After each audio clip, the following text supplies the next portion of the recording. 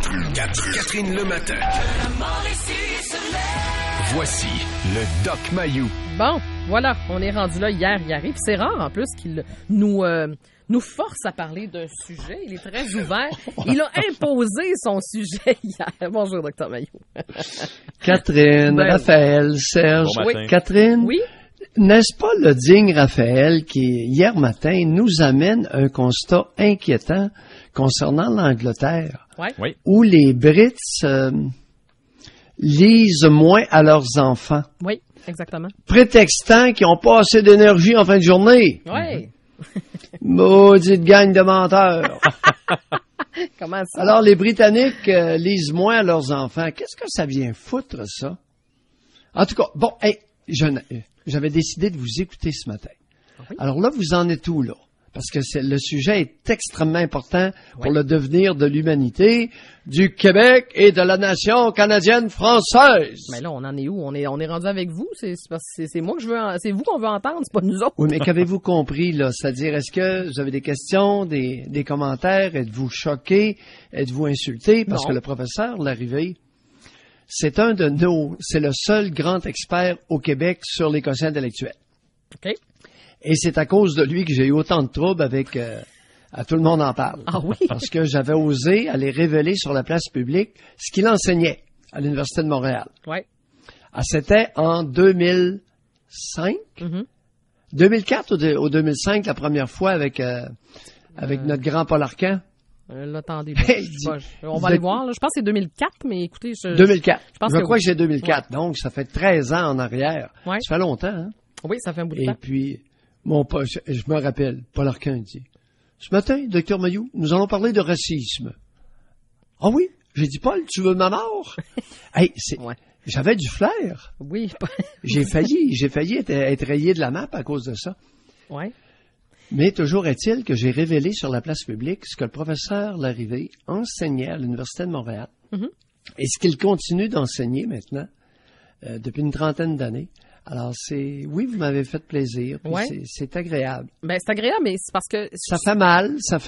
Ben, ça fait mal, mais il y a des choses qui sont nécessaires qu'on se dise. Notamment, Monsieur Larrivée, j'ai trouvé ça extrêmement pertinent quand il a abordé l'aspect des bulles que l'on crée autour de nos enfants. Le fait qu'on les surprotège et que, justement, ça les empêche de se développer. Et quand tu affrontes une problématique ou quand tu subis un échec, ben, tu dois te reconstruire, tu dois trouver des solutions. On va dire, OK, je vais me sortir de ça. Ça aide aussi. Et ça, c'est pas abordé souvent. Deuxième affaire... Ça l'est par moi. Oui, ben par vous, oui. Vas-y. Oui. Mais puis deuxième chose, après ça, je vous laisse aller. Les gens les plus instruits ont tendance à faire moins d'enfants que les autres. Je vais être obligé de vous dire que moi, j'ai appris ça. Je savais pas ça. Moi aussi. Mais c'est pas sérieux. Oui, ben oui, OK. Mais sinon, je vais continuer à vous fouetter. Ben, fouettez-nous. Mais j'avais pas compris ça à ce point-là. Docteur Mayou, je suis très, très honnête ce matin, là. Ben oui. Puis là, est-ce qu'il a parlé un peu de sélection artificielle? Non. Il n'est pas rendu là encore. Non, pas. Mais ça va venir. Mais attendez, mais je veux qu'on en parle de ça. Allons-y une chose à la fois. Okay. Oui, les bulles. Oui. Bulles autour des enfants. Oui. Alors, une bulle concrète, c'est l'histoire du casque de sécurité à vélo. Alors, on s'est doté de toutes sortes de moyens pour créer un environnement supposément sécuritaire. Alors, on met un casque sur la tête d'un enfant en vélo, puis il va sauter des sauts, puis il fait n'importe quoi. T'es en sécurité. On attache quelqu'un dans son auto, on lui dit « Fais n'importe quoi, t'es attaché, tu mourras pas. » Ben, écoute, exemple de bulle concrète de protection idiote, c'est les casques de sécurité en vélo et les ceintures de sécurité dans les autos. C'est un faux sentiment de sécurité. C'est l'équivalent de ce à quoi le professeur Larrivée faisait allusion. Tu sais, d'offrir une protection qui n'en est pas une. C'est pas vrai qu'une ceinture de sécurité va vous empêcher de vous tuer. C'est pas vrai. Ben, si vous êtes idiot au volant, vous allez vous tuer. Oui, je le sais, Dr Mayou. Mais... Puis si vous êtes cave en vélo, puis vous prenez des sauts, ben vous allez vous planter, puis vous allez vous blesser. Ouais. Mais ça peut aider à empêcher un décès, une ceinture de sécurité. Ouf, écoute, questionnable. Dans certains cas, oui. Dans d'autres cas, ça peut le causer. Oui, alors, je suis d'accord. C'est très questionnable. OK. Mais c'est l'esprit, Raphaël. Oui, de faux sentiments. Je comprends où vous voulez aller. C'est la perception que ça donne. C'est ça. On a l'impression qu'on est invincible. J'ai un casque, j'ai ma ceinture, il m'arrivera rien. Je suis en sécurité. Je comprends. Là-dessus, je comprends votre point. Là. Oui, et ça vient d'une mère, ça vient d'une femme qui en est convaincue. La mère est la personne la plus signifiante pour tout être humain. Oui. Quand ça vient d'elle, c'est gros. Quand ça vient d'elle, on la croit. Oui. Alors, si l'enfant a un revers, il y a un échec, non, t'es champion, t'es le meilleur, puis non, t'as pas eu un échec. Puis, non, mais regarde sa mère.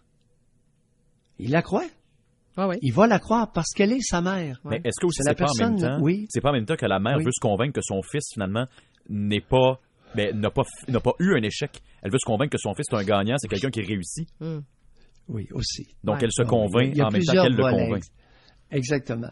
Il y a plusieurs volets. Il y a plusieurs volets à ça. C'est vraiment fascinant. OK. Expliquez-nous le deuxième point de tout à l'heure. Là. Donc, les gens instruits ont tendance à moins faire d'enfants. Pourquoi? Ben oui, parce qu'ils sont écœurés de s'appauvrir. Pourquoi Mailloux recommande-t-il une mesure incitative, un dégrèvement fiscal, c'est-à-dire un enfant, le tiers d'impôt familial qui saute, 2 enfants, le 2/3 d'impôt qui saute, et le 3e enfant, cette famille-là ne paie plus d'impôts. Pourquoi Mailloux est assez innocent pour aller introduire une mesure comme ça depuis au moins 10 ans? Non, mais je ne dis pas que vous êtes innocent. Non, au contraire, je vous suis là-dessus, mais c'est parce que mon questionnement, il est... Parce que ça fait longtemps que Mailloux sait qu'au Québec, les plus intelligents, ceux qui réussissent le mieux, vont faire très peu d'enfants pour ne pas que ça leur nuise dans leur réalisation personnelle, entre autres sur le plan de la carrière. Et s'appauvrissent. Tout le monde sait au Québec que 3-4 enfants, t'es plus pauvre que les 2 autres aux côtés qui n'ont pas d'enfants. Ouais. Tout le monde sait ça. Oui. Mais c'est parce qu'en même temps, la personne qui est à faible revenu, pourquoi n'a-t-elle pas le même raisonnement? Si tu es à faible revenu, c'est sûr que tu t'enrichiras pas en ayant 4 ou 5. Vous comprenez mon point? Non, attends un peu, toi, là. Bon, on y arrive. OK, parfait. On y arrive. Alors, Jean-François Clich, le journaliste, n'a pas osé aborder le point suivant. Tous ceux qui sont sur l'aide sociale sont incités financièrement à se reproduire. Ils ont plus d'enfants. Ils peuvent en avoir. J'ai plusieurs patientes qui sont sur l'aide sociale depuis toujours, qui ont 5, 6, 7 enfants. J'en ai une qui va accoucher de son 7e, là. C'est quelque chose. 7 enfants aujourd'hui, là? Ben oui, j'en ai plusieurs. Ouais. Mais je m'excuse de poser la question, est-ce que ce sont des femmes qui s'occupent bien de leurs enfants? OK, bon, je comprends dans votre... C'est rare que je réponds pas. Ouais, c'est ça, que vous répondrez pas. OK, parfait. Non. C'est parce que là, non, OK. Je peux pas aller plus loin, là. Parfait. Mais, c'est que on était assez cabochons pour permettre une aisance financière aux femmes qui ont beaucoup d'enfants sur l'aide sociale, puis tout aussi cabochon pour appauvrir les femmes, des familles qui ont un bon revenu. Oui. Alors, j'ai une femme qui l'a calculé. Elle a 7 enfants sur l'aide sociale et elle reçoit 35 000 clairs par année. OK? Oui. Bien-être social et allocation familiale combinée. Plus gratuité dentaire, différents cossins. Médicaments, à la fin de l'année, c'est plusieurs milliers de dollars. Oui. Avez-vous réalisé? Ah oui, c'est beaucoup de sous. À l'heure actuelle, un couple qui voudrait avoir 7 enfants, il va être pauvre en maudit. Ah ben oui. À moins de faire de très gros salaires, là, on s'entend. Puis encore là, regardez les gens, même ceux qui font des très gros salaires, là, au-delà de 100 000 puis 200 000 par année, ils n'ont pas 7 enfants.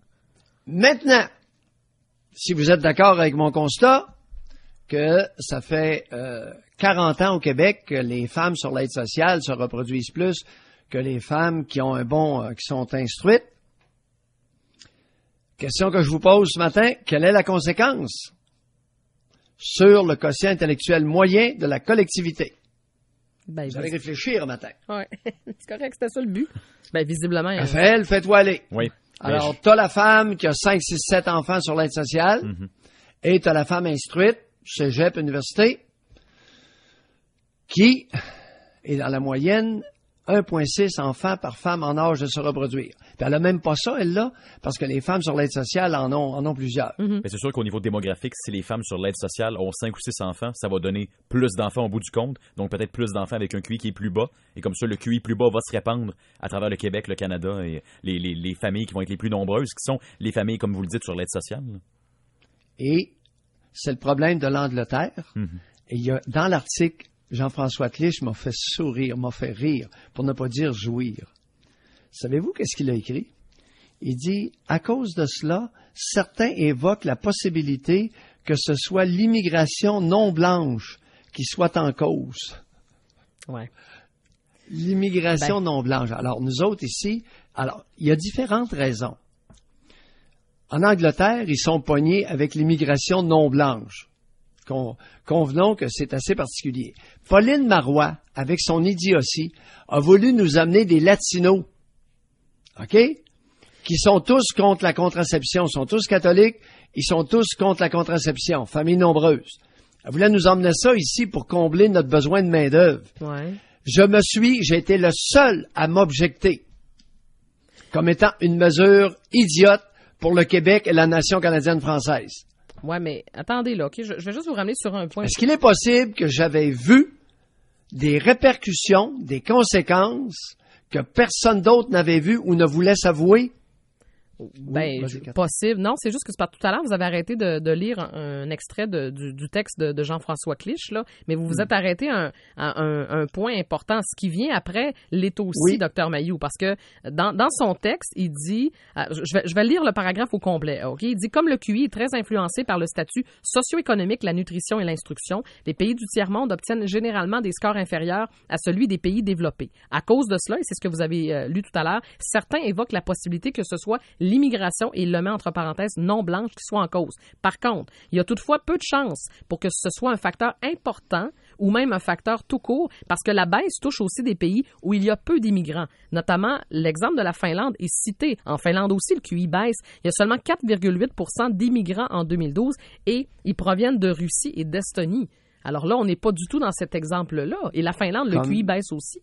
Oui, la Finlande, comme le Québec, le QI baisse, mais c'est pas à cause d'immigration. Non, c'est ça. Mais... C'est ça que j'essaie de vous dire. Okay. Alors, en Angleterre, c'est carrément l'immigration non blanche qui est responsable du point que Raphaël a emmené hier matin. Mais c'est-à-dire, les Britanniques lisent moins à leurs enfants. Ben oui, mais écoutez, c'est qu'il y a un pourcentage des immigrants non blancs en Angleterre qui savent pas lire. Oui, ça je le sais. Mais en Finlande, c'est un autre portrait, puis on les cite souvent en exemple. Oui, alors la Finlande, écoute, il y a l'Islande aussi. Oui. Alors, il y a une baisse de quotient intellectuel en Islande. Aucune, zéro immigration. En Finlande, à peu près zéro immigration. Au Québec, la baisse du QI n'est pas à cause de l'immigration non blanche. OK. C'est qu'il y a des mesures sociétales. Écoute, en Islande, c'est autre chose. Je vous en parlerai tout à l'heure. L'Islande, c'est à part. Mais en Finlande, est-ce qu'il est possible qu'ils aient pris des mesures idiotes comme au Québec, c'est-à-dire de créer un filet social pour les démunis, ce qui leur a permis de se reproduire davantage? Alors, Bourassa avait raison avec son filet social. Cependant, il a oublié, Robert Bourassa, d'associer à son filet social pour les pauvres la contraception. D'où la mesure réparatrice de Mayou. On donne 4 000 $ pour vasectomiser un homme qui n'a pas eu de travail depuis 4 ans. Faut agir, là. Ben, oui, le professeur de Montréal qui s'appelle, comment il s'appelle? Je vais vous trouver son nom. Saint-Amour. Ouais, David Saint-Amour. Ouais. Chercheur à l'UQAM. Lui, il dit, écoute, on constate, il dit probablement que l'arrivée a raison, mais il n'y a pas de presse, on s'énerve pas avec ça. Mais en fait, c'est parce que c'est la première... Je vous dis, vous avez avantage à vous enlever les doigts dans le nez ce matin, là. Ben, en fait, lui, son point, c'est que ce serait la première fois dans l'histoire de l'humanité que le QI reculerait. Il dit, on le voit seulement depuis quelques décennies et pas dans tous les pays. Parce qu'au Canada ou au Québec, Dr Maheu, il n'y a rien de concret encore qui a été publié. Ouais, non, au Québec, oui. Et on dit qu'aux États-Unis, la hausse du QI semble se poursuivre. Oui, mais ça, M. Larrivée l'a nuancé tout à l'heure. Là. Il dit qu'il faut faire attention, là. Mais il n'existe pas d'études assez récentes au Canada et au Québec pour voir si on est touché par la baisse du quotient intellectuel. On n'est pas rendu là encore. On attend quoi? Oui, mais en maths, attends un petit peu. Ouais. Il y a des signes. Oui, il y a des signes. En mathématiques au Canada, les scores du Canada se dégradent petit à petit depuis 2003. Ça fait que, Catherine... Mais pourquoi en maths, en particulier? Il y a un signe, là. Pardon? Pourquoi en mathématiques en particulier, c'est plus important qu'on le décortique? Non, c'est un vecteur. C'est juste... OK, parfait. C'est un vecteur plus capacité significatif. cognitive, peut-être? Ben oui. Ah oui, OK. Ce que tu as lu tout à l'heure, Catherine, quand tu as parlé de gens avec des capacités de penser abstraitement, d'envisager toutes les possibilités de raisonner à partir d'hypothèses, puis comprends-tu? Mm-hmm. Alors, en mathématiques, ça vise carrément la capacité d'abstraction. La capacité d'abstraction est une qualité qui est consécutive à ton quotient intellectuel. Okay. Tu ne pourras pas abstraire à un niveau au-dessus de ton QI. Impossible. Et ce qu'on dit justement dans le texte, c'est que le raisonnement à partir d'hypothèses, c'est l'étape la plus avancée du développement cognitif. Donc, les maths représentent un peu justement l'étape, en fait, le secteur d'activité au niveau scolaire qui est le plus développé. Oui, et qui exige le plus de capacité intellectuelle. Alors, c'est en relation directe. OK, mais moi, ça m'inquiète parce que moi, j'étais vraiment mauvaise en maths. Ça veut dire que quand on est mauvais en mathématiques, que notre quotient intellectuel est moins élevé? Non. Qu'est-ce que le professeur Larrivée, tu devrais être assuré parce que le professeur Larrivée a dit, c'est qu'il échoue tout. Oui, je sais. Ça m'a rassuré, on a une chance. Le professeur Larrivée était en difficulté scolaire. Par contre, il était président de classe. Ben, c'est ça. Il y a une auditrice qui a une question. Oui. Judith nous a écrit, elle nous a écrit hier soir. Elle dit, je sais que vous allez parler de quotient intellectuel. Pouvez-vous lui demander, parce que c'est un psychiatre qui lui a dit ça, que maintenant, le quotient émotionnel est pris en considération et que le QI, le quotient intellectuel, avait beau être bien au-dessus de la moyenne, si le quotient émotionnel est bas, la personne est loin d'être classée comme intelligente parce que le quotient émotionnel aide à beaucoup de choses dans la vie. C'est la première fois que j'entendais parler de ça, le quotient émotionnel. Non, ce n'est pas valable. Non. C'est une niaiserie de psychiatre. Ça. Ah bon. Les psychiatres, c'est pas un groupe uniforme. Peut-être, je le constate. Hey, Dr. Maheu. Non, c'est qu'on confond quotient émotionnel avec maturité. Ah. Bon. Ouais, puis intériorité, puis on a encore des choses à découvrir. Ça, c'est clair. On va poursuivre. Je le dis affectueusement, il y a des psychiatres parfois qui sortent des idioties. Mais on m'a souvent taxé de ça. Et écoute, ça m'a fait... Samedi, j'étais content. Ouais. Parce que j'ai été tellement dénigré, honni, méprisé pour avoir osé parler du quotient intellectuel moyen de groupe ethnique, là. Ouais. Et d'une problématique. Alors moi, on se souvient, ça faisait partie de l'accusation. J'ai osé parler de sélection artificielle. Ouais, c'est ça. Alors là, ici, dans l'article du journaliste, il y a un paragraphe sur la sélection naturelle. Ouais. OK? Et moi, j'ai parlé de sélection artificielle consécutive aux politiques d'esclavage. C'est-à-dire d'élevage de Noirs en captivité. Oui, mais c'est parce qu'à l'époque, Dr. Maheu, on va terminer là-dessus. À l'époque, si vous aviez eu un Serge Larrivée à côté de vous, à tout le monde en parle, qui était venu expliquer ses recherches, qui était venu expliquer ce qu'il possède comme information et qui avait nuancé probablement, parce qu'on en a fait aussi du montage. On vous a pas bien fait paraître, on va se le dire. Si on avait eu un Serge Larrivée à côté de vous, probablement qu'aujourd'hui, on en parlerait différemment de votre passage à Tout le monde en parle. Mais ça, c'est mon opinion bien personnelle. Oui, exactement. Mais Serge, c'était il y a 13 ans. Il faut le comprendre. Oui. Non, puis je le blâme pas, là, c'est pas ça. Serge est un brave, mais il y a 13 ans, de s'avancer comme ça sur la place publique avec moi, lui aurait valu son congédiement de l'Université de Montréal ipso facto, Ben voilà. sur le champ. Ben, je sais, je comprends très bien. Est-ce qu'on est d'accord avec ça? On est tout à fait d'accord. Hey, Dr Mailloux, ce qu'on va faire, Alors que maintenant, il est rendu vieux. Il est rendu vieux, puis il s'en maudit. Alors, OK, c'est bon. Okay. Il peut parler.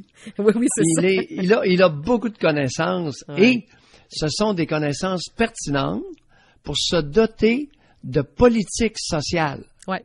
Immédiate. Ben c'est ça. Mais on va faire du chemin là-dessus. On n'a pas fini d'en parler. Ce n'est que le début, Dr Mailloux. On s'arrête? Alors, 4 000 pour les hommes. On offre 4 000 pour les volontaires qui veulent se faire vasectomiser s'ils n'ont pas travaillé depuis 4 ans. Ouais. Ça, vous allez... Un beau 4 000. Vous allez devoir travailler fort. Puis si ça marche pas, on augmente à 6. Ah oui. L'idée n'est pas mauvaise, mais vous êtes un peu seul dans votre camp. Docteur Mailloux, il faut s'arrêter malheureusement. Comme d'habitude. Oui, c'est ça. Vous allez, dans 15 ans, ouais. Ben là, ils vont dire, comment ça se fait qu'on n'a pas commencé les suggestions de Mailloux avant? Ah, peut-être. Peut-être à votre décès, Dr Mailloux, on vous rendra hommage. Oh oui. Possible. Des fois, on est bon dans les hommages post-funéraires. Là, c'est là qu'on reconnaît la grandeur d'un homme. Alors, il y a deux mesures Mailloux là, qui, à un moment donné, vont dire, ouais, on aurait dû commencer avant. Les incitatifs fiscaux pour les familles qui ont 3-4 enfants. Ouais. OK. Mesure volontaire. Hélène David. Hélène, calme-toi le pompon, là. Bon. OK? Calme-toi le pompon, Hélène, c'est une mesure volontaire que Mailloux propose. Ah oui. C'est un incitatif financier. De la même façon, puis là, je ne sais pas qui va s'opposer, de la même façon que c'est une mesure volontaire, l'autre mesure Mailloux, qui est de donner 4 000 $ aux hommes qui n'ont pas travaillé depuis 4 ans. Alors, et qui disent, moi, là, je n'ai pas travaillé depuis 4 ans, ça ne me tente pas d'avoir de faire des enfants, je me fais faire une vasectomie. Vous allez rendre un grand service à notre collectivité canadienne-française. OK. Dr Mailloux, il faut s'arrêter malheureusement. On reprend ça dans la commission avec Robert. On poursuit la conversation. À tantôt, Dr Mailloux. Gros merci. Très intéressant ce matin.